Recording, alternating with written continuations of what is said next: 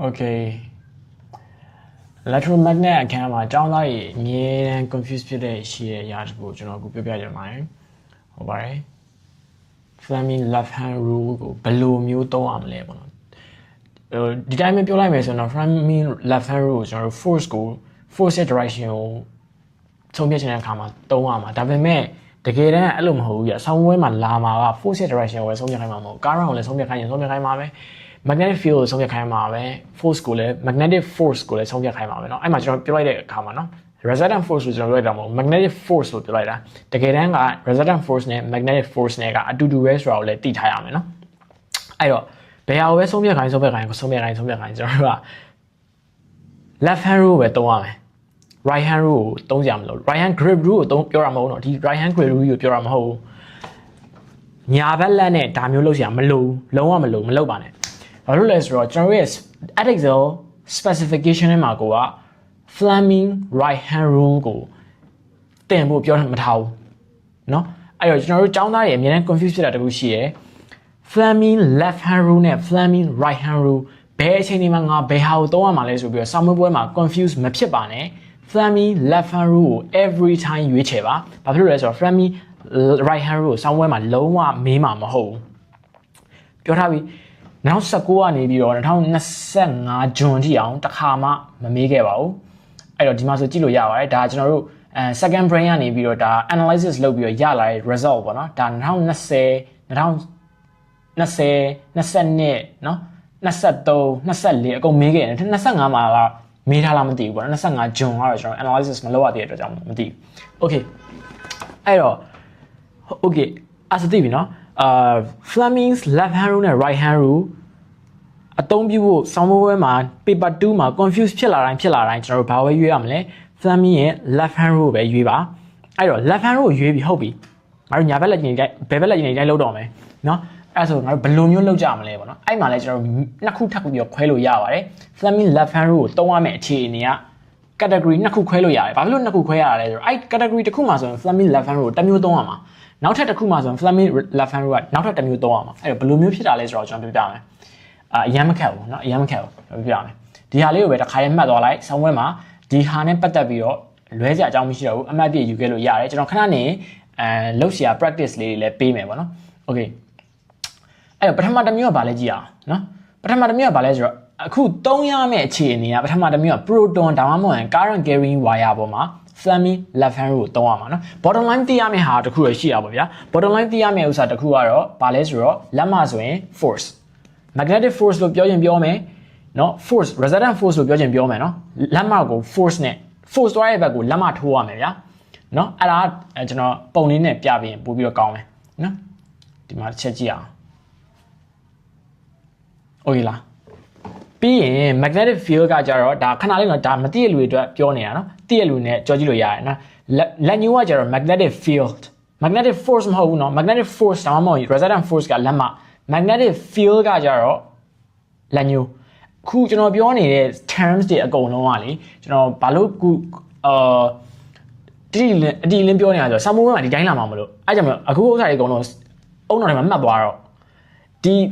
ကြောင်ဆောင်းပွဲမှာ magnetic force လို့ပြောတဲ့ဥစ္စာကိုလက်ညှိုးသွားမှထိုးမိစေနဲ့ magnetic force ဆိုရင်လက်မ resultant force ဆိုရင်လက်မเนาะပြီးရင် magnetic field ရဲ့ direction ကလက်ညှိုးပြီးရင် current ဆိုရင်လက်ခလေเนาะအဲ့ဒါလေးကိုတေချာလေးမှတ်ပါအဲ့တော့ကျွန်တော်တို့က current ဆိုရင်လက်ကလေးဟုတ်ပြီ wire ဆိုရင်တော့ current ဆိုရင်လက်ကလေးပေါ့ဗျာဒါပေမဲ့ current နေရာမှာတကယ်လို့ proton ဆိုရင်လည်းကျွန်တော်တို့က proton ရဲ့ current နေရာမှာproton ရဲ့ velocity ဆိုရင်လက်ကလေးထိုးရမှာဟုတ်လားဒီမှာ current မဟုတ်ဘဲနဲ့ proton တစ်လုံးဆိုရင်လည်းလက်ကလေးထိုးရမှာ proton ရဲ့ velocity ဘက်ကိုလက်ကလေးထိုးရမှာကျွန်တော်ဥပမာတစ်ပုဒ်ပြမယ်ဒီမှာဗျာဒီအပုဒ်ကိုကြည့်လိုက်ဒီမို့ဆိုဒါဆို proton တစ်လုံးဗျာ proton တစ်လုံးကို v ပေးထားတယ် velocity ပေးထားတယ်အဲ့ဒါဆိုရင်အဲ့ဒီက velocity ဘက်ကိုကျွန်တော်တို့ကလက်ကလေးထိုးရတော့မှာဒီလိုမျိုးဟုတ်လားနော်ပြီးကြရင် magnetic field က into the phase လို့ပြောတဲ့အတွက်ကြောင့်လက်ညှိုးထိုးရမှာအဲ့ဒီက magnetic field တွေကိုလက်ညှိုးထိုးရမှာဟုတ်လားကျွန်တော်အခုဒီတိုင်းဟိုဖြစ်နေအောင်မလို့ကျွန်တော်လည်းပြောင်းမြန်ဆိုတော့ဗျာကိုယ့်ဘက်ကိုထိုးကြည့်နော်ဒီပုံမှာဆိုရင် proton ရဲ့ velocity ဘက်ကိုလက်ခလေထိုးရမယ်ပြီးကြရင် magnetic field က ပေဆဲကိုမလို့လက်ညှိုးထိုးရမယ် ပြီးရင်ကျွန်တော်တို့အဖြေကဘာဖြစ်မလဲဒီ proton မှာတက်ရောက်နေတဲ့ကျွန်တော် force ဆိုရင်အောက်ဘက်ဖြစ်မယ်ဒါဆိုအဖြေကအောက်ဘက်ဖြစ်မယ်เนาะကျွန်တော်ကြည့်အောင်အဖြေကြည့်အောင်เนาะဒီမှာဒါကြောင့်မလို့ force ရဲ့ direction downward ဖြစ်မယ်ကျွန်တော်အနည်းချုပ်ပြန်ပြောရမယ်ဆိုရင်ပထမဆုံး category 1ဒီက Fleming left hand rule အများ Fleming left hand rule ပဲသုံးရမှာဒါပေမဲ့ Fleming left hand rule သုံးမဲ့နေရာနှစ်နေရာရှိတယ်ပထမတစ်နေရာကဘယ်နေရာလဲဆိုတော့ proton ဒါမှမဟုတ် current carrying wire ဆိုရင်ဒါကကျွန်တော်တို့ပုံမှန်တိုင်းပဲဗျာ current ဆိုရင်ကျွန်တော်တို့ကcurrent ဒါမှမဟုတ် velocity ပေါ့နော် proton ရဲ့ velocity ဒါမှမဟုတ် wire ရဲ့ current ဆိုရင်ကျွန်တော်တို့ကလက်ကလေးထိုးလိုက်ရမှာဟုတ်လား okay အဲ့တော့နောက်တစ်မျိုးဂျာပြပြောချင်တာကျွန်တော်ဒီက rule ကိုကျွန်တော်ထုတ်ထားတာမဟုတ်ဒီက rule ကိုကျွန်တော်တို့ team နဲ့ကညီမလေးမေးတက်ပြောထားတာပေါ့နော်ကျွန်တော်ကအစတော့ left hand rule ရော Fleming right hand rule သုံးရမယ်လို့ကျွန်တော်ထင်နေတာဒါပေမဲ့တကယ်တမ်းအဲ့လိုမဟုတ်ဘူးFleming ရဲ့ left hand rule ပဲသုံးကြလို့ပါအဲ့တော့နောက်တစ်ခါကကြတော့နောက်တစ်မျိုးကကြတော့ဗာလဲဆိုတော့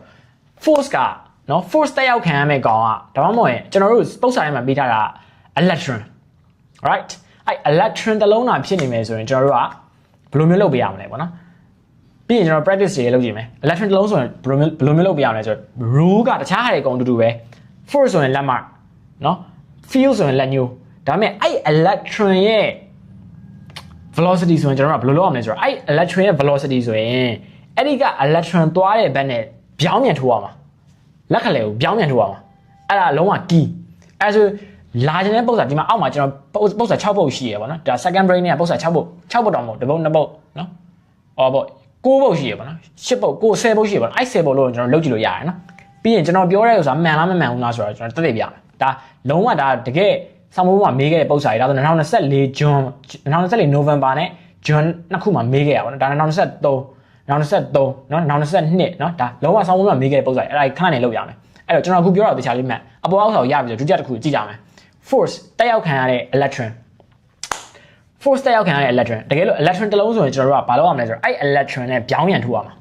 လက်ခလဲကိုပြောင်းပြန်ထိုးရမှာအဲ့တော့အခုဒီပုတ်စာကိုကြည့်လိုက်ဒါမျိုးပုတ်စာပေးထားတယ် determine the force on the electron or determine the resultant force determine the magnetic force on the electron လို့ပြောလာတဲ့အခါမှာကျွန်တော်ဘယ်လိုလုပ်ရမလဲအခုဒီပုံမှာဆိုဘယ်လိုလုပ်ရမလဲအဲ့တော့ magnetic field ကဘာလဲပြောထားလဲ out of the base ဆိုရင်ကျွန်တော်ရဲ့ magnetic field က out of the base ဆိုလက်ညိုးကိုကိုယ့်ဘက်ကိုပြန်ထိုးလိုက်ဟုတ်ပြီနော်ကိုယ့်ဘက်ကိုပြန်ထိုးလိုက်ပြီးရင်ကျွန်တော်တို့အခုကိုယ့်ဘက်ကိုပြန်ထိုးနော်ကျွန်တော်လက်ညိုးကိုမကြည့်နဲ့ဘာလို့လဲဆိုတော့ကျွန်တော်လက်ညိုးကဒီမှာပြောင်းပြန်ဖြစ်နေမှာကျွန်တော်ကင်မရာနဲ့ဆိုပြောင်းပြန်ဖြစ်နေမှာအဲ့တော့ကိုယ့်ဘက်ကိုပြန်ထိုးလိုက်ပြီးရင်ကျွန်တော်တို့အဲ့ဒီကelectron ရဲ့ velocity လို့ပြောထားတယ် electron ရဲ့ velocity ကအခုဘယ်ဘက်ကိုထိုးနေရဆိုကျွန်တော်ညာဘက်ကိုပြန်ထိုးမှာဟုတ်လားဒါ electron မလို့ proton နဲ့ current ဆိုရင်အတူတူပဲသူပြေးပေးထားတဲ့မြားတိုင်းထိုးရမှာဒါပေမဲ့ဒါက electron မလို့ပြောင်းပြန်ထိုးမှာလက်ခလဲကိုကျွန်တော်တို့ electron ရဲ့ velocity နဲ့ပြောင်းပြန်ထိုးမှာเนาะအဲ့တော့ထိုးလိုက်ပြီအဲ့တော့ magnetic force က electron မှာတက်ရောက်နေတဲ့ force ကဘယ်ဘက်ဖြစ်မလဲ let's say downwards right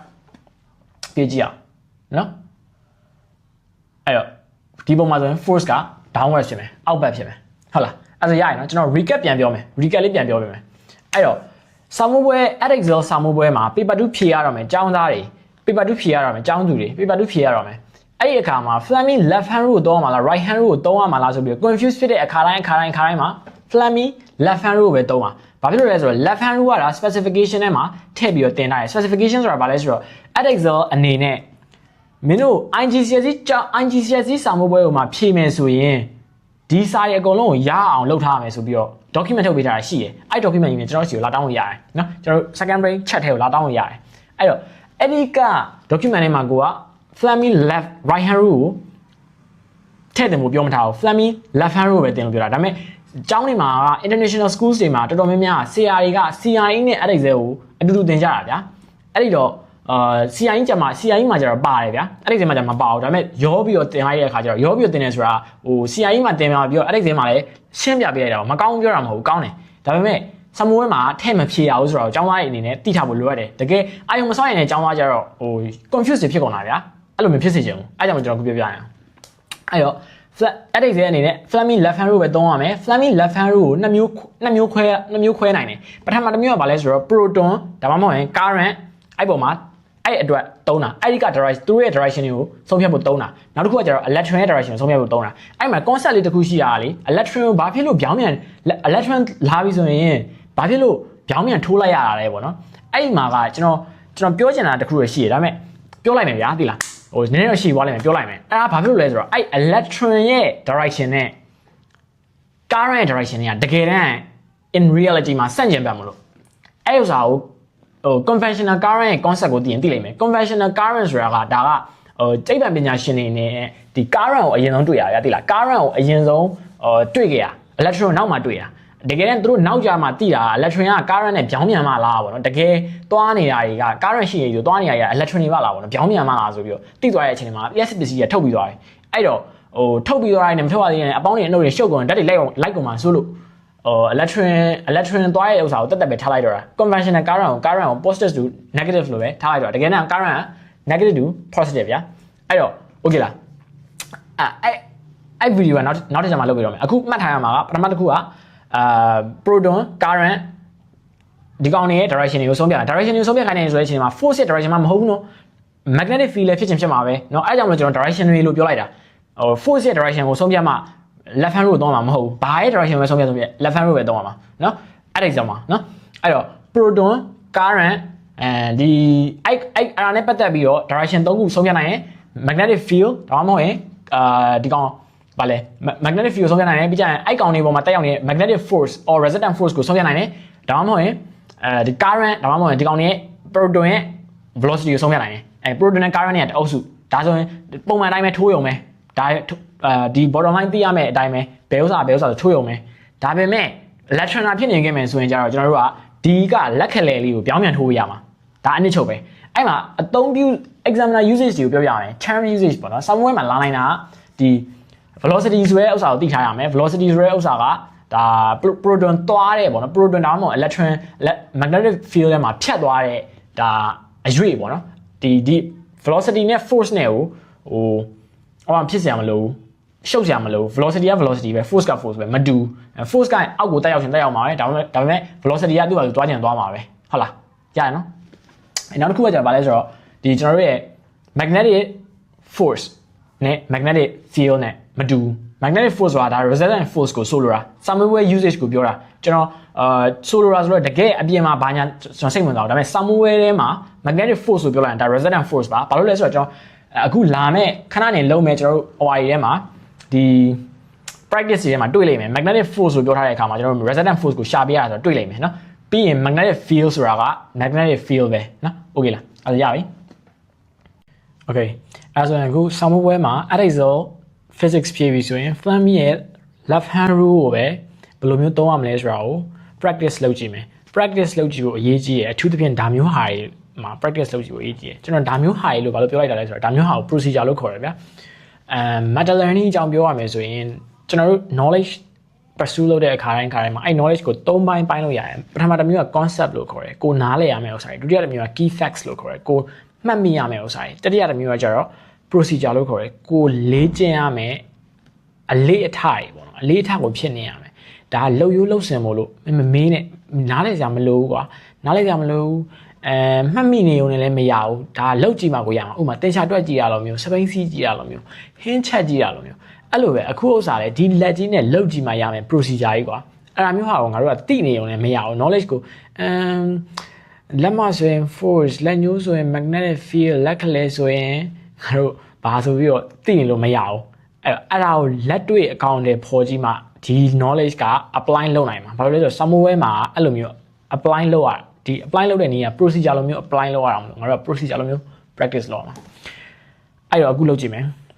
ဒီခုနကကျွန်တော်ပြောလိုက်တဲ့ concept လေးဒီ meta learning လို့ခေါ်တယ်အဲ့ဒါ ultra learning ရဲ့ first principle ပေါ့နော်အဲ့ဒါလေးကိုအမြဲတမ်းမှတ်ထားပါတက်ဆိုရောက်ပြီး A level လုပ်နေပြီဆိုရင်လည်းဘယ်ဟာကိုငါတို့ဘယ်လိုမျိုးလုပ်ရမလဲဆိုတာကိုသိပြီဆိုရင်ဒါလုံးဝသူများတဲ့ရှေ့ဆုံးကရောက်တယ်ကွာသိလားဒီ specification နဲ့လေ့လာတဲ့ somewhere ဆိုရင်အရန်သိတာတယ်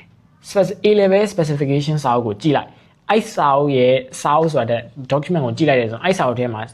ကျောင်းသားဘာလုပ်ရမလဲဆိုတော့တိတိကျကျပြောထားတယ်တချို့ point တွေကြတော့ be able to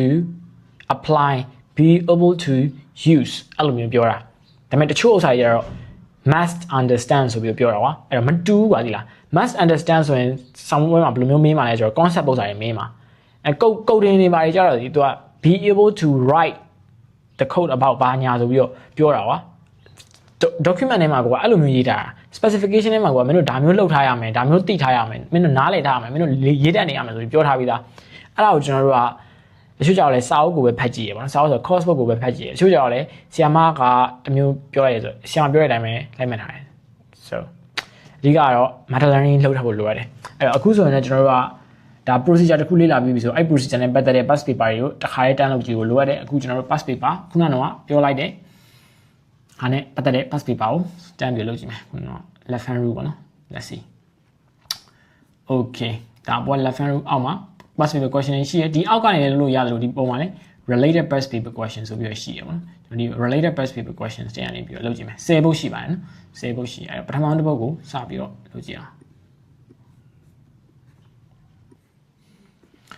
ဘာပြောလဲဆိုတော့ draw an arrow to show the direction of the force လို့ပြောရတာအဲ့တော့ကျွန်တော်တို့ဒီပုတ်ဆိုရင်ဒါပထမဆုံး category ထဲမှာပထမ category ထဲမှာသွားကြတယ်ဘာပဲလာဘလို့ပဲမင်း left hand rule ပဲသုံးမှာဆိုတော့မမေ့နဲ့အဲ့ပထမ category ထဲမှာကြားရတဲ့အတွက်ကြောင့်မလို့ကျွန်တော် left hand rule ပုံမှန်တိုင်းရိုးရိုးပဲသုံးလိုက်အောင်ပြောင်းပြန်သုံးကြမလို့လက်ကလေးကိုပြောင်းပြန်ထုတ်ကြမလို့ current ဖြစ်တဲ့အတွက်ကြောင့်မလို့เนาะအဲ့တော့ current ကဒီဘက်ကိုစီးဆင်းတယ်เนาะ current ကကိုယ့်ဘက်ကိုလာနေရပေါ့ဗျာကိုယ့်ဘက်ကိုလာနေပြီးကြရင်မြင်ရမှာကျွန်တော်เนาะ current ကကိုယ့်ဘက်ကိုလာနေကိုယ့်ဘက်ကိုထိုးကြည့်ဗျာ current ကကိုယ့်ဘက်ကိုလာနေဒီ not to sort เนาะလက်ညိုးကို not to sort ထိုးလိုက်အဲ့ထဲမှာ not to sort ပါတယ်ပြီးကြရင် current ကိုယ့်ဘက်ကိုလာနေဆိုတော့ဒီမှာလက်မကြီးအပေါ်ထောင်သွားတဲ့အတွက်ကြောင့်မလို့အဖြေကပါလေကြည့်ကြည့်မယ်နော်အဖြေက upward ဖြစ်မှာနော်ဒီမှာရှင်းပြလာတယ်နော် left hand rule ကိုတောင်းအောင်နော် okay နောက်တစ်ပုဒ်ကြည့်မယ်ကျွန်တော်ပြောတဲ့ဥစ္စာခုနကတော့ rule တိုင်းပဲကျွန်တော်ပြောမှာနော်ခုနကတော့ပြောလိုက်တဲ့ procedure အတိုင်းပဲကျွန်တော်အခုလုပ်ပြသွားမှာအဲ့ဒါမှန်ကြောင်းနော်လုပ်ပြသွားမှာအဲ့တော့ပထမဆုံးကျွန်တော်ကြည့်မယ် proton လားဟုတ်တယ် proton ဆိုရင်ကျွန်တော်ပထမဥစ္စာပဲတုံးမယ်အဲ့ proton ဆိုတော့ကျွန်တော်တို့အဲ့ proton ရဲ့ velocity ဘက်ကိုလက်ကလေးထိုးမယ် proton velocity ဘက်ကိုလက်ကလေးထိုးမယ်သူက into the page လို့ပြောရတဲ့အတွက်ကြောင့်မလို့ magnetic field into the page မလို့ကျွန်တော်တို့ရဲ့လက်ညိုးကိုဒီမျက်နှာပြင်ပေါ်ကိုထိုးမယ်စာရွက်ပေါ်ကိုထိုးမယ်နော်အဲ့တော့ upwards ပဲဖြစ်လိမ့်မယ်နော် upwards ပဲဒီမှာ full mark sample answer upwards ဆိုပြီးရေးပေးလိုက်ရင်ရတယ်ဒီမှာအရှင်းရှင်းပြထားတယ်ကျွန်တော် video TV ရောက်ဆိုတော့ဒါလေးတိတ်ပြီးတော့ဖတ်ကြမလို့ပါဒါအမြဲတမ်းရိုင်းမယ်မိမှာပဲနော်နောက်တစ်ပုတ်သွားကြအောင်အဲ့ဒီမှာဒါမျိုးဆိုရင်လည်းဒါအရင်ဆုံးကြည့်ရမယ် electron လား proton လား current လား proton ဆိုရင်ဒီမှာအတူတူပဲ proton ရဲ့ force ဆိုရင်ဒါလက်မှာပဲနော်အဲ့တော့ force ဆိုလက်မှာထိုးလိုက် okay လားထိုးလိုက်ပြီးကြရင်ကျွန်တော်တို့ရဲ့ proton ရဲ့ဒီမှာ proton ရဲ့လာရလမ်းကြောင်းကိုပြထားတယ်တွေ့လား proton ရဲ့လာရလမ်းကြောင်းဆိုတာဒါသူ့ရဲ့ velocity ပဲဒီမှာ proton ရဲ့လာရလမ်းကြောင်းကိုပြထားတယ်တွေ့လားဒီကောင် velocity ပဲနော်အဲ့တော့အဲ့ကောင်ပြထားပြီးသားဆိုတော့ကျွန်တော်တို့ကအဲ့ကောင်ကိုဘယ်ဟာထိုးရမလဲဆိုတော့လက်ခလေထိုးရမှာလက်ခလေနော် proton မို့ဟုတ်လားအဲ့ဒါဆိုရင်ကျွန်တော်တို့က magnetic field ကဘယ်ဖြစ်မလဲ into the baseball right into the baseball အဲ့မှာဒါဆိုရင်ဒါ magnetic field give တွေ့ရနော်အခု magnetic field direction မေးလာနော် left hand rule ပဲသုံးရတယ်နော်တွေ့ရနော်အဲ့တော့ကျွန်တော်တို့ one by one ကြည့်အောင် into the page နောက်တော့နောက်တစ်ပုဒ်က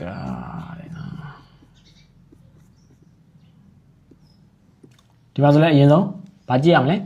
ဒါဆိုရင် wire ဖြစ်သွားပြီနော် proton လား wire လားနောက်ထပ် electron လားဆိုတာကြည့်ရမယ်အခု wire မလို့ပုံမှန်တိုင်းပဲသုံးရမယ် left hand rule เนาะအဲ့တော့ဒီလက်ခလဲ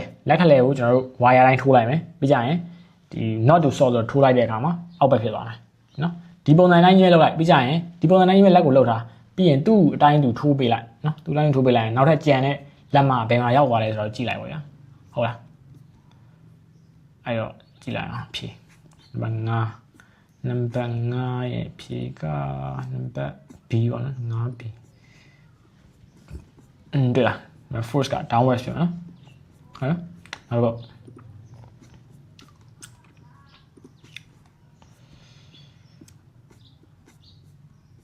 အဲ့ဒီဒါမျိုးပုံလေးဆိုကောင်းတယ်နော်ဒါမျိုးဆို day မဟုတ်ဘူးဒါဆောင်းလေးမေးလာတယ်ကောင်းတယ်နော် F ဆိုရင် force ပဲ V ဆို velocity ပဲ particle ကဘာလဲဒီမှာ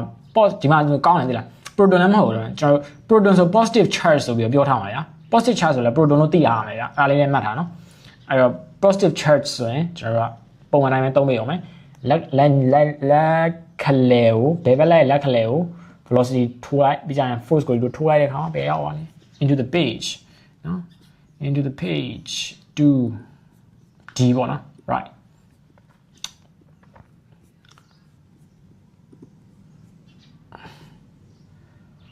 ကဲနောက်တစ်ပုတ် okay နောက်တစ်ကြည့်အောင်ဘယ်အမှန်ပါလဲနော်ဘယ်အမှန်ပါလဲဆိုတော့ကျွန်တော်တို့ကအခုဒီနှစ်ခုကတော့မဖြစ်နိုင်ဘူးလေအပေါ်နှစ်ခုတွေကတစ်ခုမှန်အောင်ပဲရွေးရတော့မှာပဲတစ်ခုမှန်အောင်ပဲရွေးရမှာဆိုတော့ဒီကဟွာလေးကိုကျွန်တော်တို့သိထားဖို့လိုအပ်တယ်ဒီက symbol လေးကိုသိထားဖို့လိုအပ်တယ်ဟာဒီကအလုံးလေးပေါ့နော်အလုံးလေးကဘာလဲဆိုတော့ကျွန်တော်အပေါ်မှာပေးထားတယ်အပေါ်ပေးထားတယ်အလုံးလေးက into the page လို့ and out of the page လို့ပြောတယ် and out of the page ဆိုတော့ကျွန်တော်တို့ကဒါ current out of the page လို့ပြောတော့လက်ကလေးကို out of the page ကိုယ့်ဘာကိုအရင်ဆုံးထိုးလိုက်လက်ကလေးနဲ့ပြီးကြမှာကျွန်တော် force ပဲဖြစ်ဖြစ် magnetic field ပဲဖြစ်ဖြစ်တစ်ခုခုယူလိုက်တာ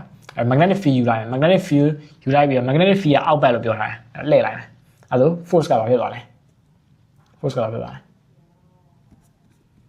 အဖြေကကြည့်လိုက်အောင် A ပေါ့နော် force ကညာဘက်ဖြစ်သွားတယ်ဟုတ်တယ်နော်မှန်တယ် okay ns နော်ဒါဆိုရင်လည်းout of the page ပဲနော် out of the page ဆိုတော့ထွက်လာပြီ magnetic field ထွက်လာပြီအဲ့မှာဒီတိုင်းလုပ်မယ် not to source ဆိုတော့ upwards ဖြစ်လိမ့်မယ် upwards ဖြစ်လိမ့်မယ်ဟုတ်နော်ကျွန်တော်တို့ force ကိုဘာဖြစ်ခိုင်းတာ upwards ဖြစ်သွားမှာဒီမှာဆိုလဲသုံးထားတဲ့အသုံးကိုကြည့်လိုက်ကျွန်တော်ခုနကပြောခဲ့ရမလား magnetic force ဆိုရင်ဒါ magnetic force ကိုဆုံးဖြတ်ခိုင်းတာလို့နော် magnetic force resistant force ကိုဆုံးဖြတ်ခိုင်းတာအဲ့တော့ဒါဆိုရင် not to source ထိုးလိုက်ပြီးကြရင်ကိုယ့်ဘက်ကိုပြန်ထိုးလိုက်အဲ့မှာလက်မကြီးအပေါ်ထောင်းနေဟုတ်လားနောက်တစ်ခု